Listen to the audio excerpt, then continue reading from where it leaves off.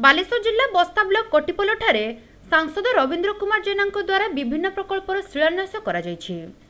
कोटिपोल ठारू इड़दा ग्राम पर्यंत रास्ता निर्माण पाई बहु दिनर दाबी होई आसुथिला। एही रास्ता उपरे मथानी, बाहारदा, बासी चकुराई, दरडा, इड़दा प्रभृति पंचायतर 8000 ऊर्ध्व लोक निर्भर करिथांती। एही 8 किलोमीटर रास्ता निर्माण हेले अंचलवासींकर दीर्घ दिनर समस्या दूर हेबो। तेणु मुख्यमंत्री सड़क योजन 7,11,96,000 टंका व्यय एही रास्ता निर्माण कराजिबो।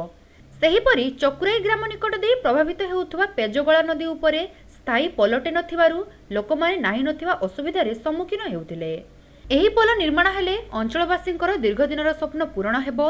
3 कोटी टंका अटकल रे एही पोल निर्माण हेबो बोली जल संपद विभागर सहकारी जंत्री कहिसंती।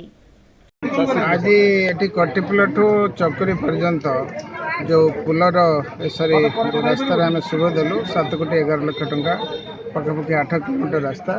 ए 15 ରୁ 20,000 लोक उपकृत हे कारण दीर्घ दिन डिमांड थी लोक मान 8 किलोमीटर रास्ता अंचलवासी डायरेक्टली एठू बेनिफिट पाइबे। निश्चित भाव में ये अंचल गोटे बहुत दिन डिमांड आज फुलफिल है। सहित आहरी 2टा प्रोजेक्ट शुभ देलु। विशेषकर जो बासी चक्कर जो ड्रेनेज डिपार्टमेंट पोलटा है से 2टा गाँव संपूर्ण भाव में विच्छिन्न होकर रोला से लोक मैंने देखिपे कि भाव में अत्यंत खुशी अच्छा 60-70 वर्ष डिमांड था से विषय तार आज ड्रेनेज डिपार्टमेंट तरफ शुभ दिगला। अंचलवासी ये 2टा प्रोजेक्ट निश्चित भाव में बहुमात्रा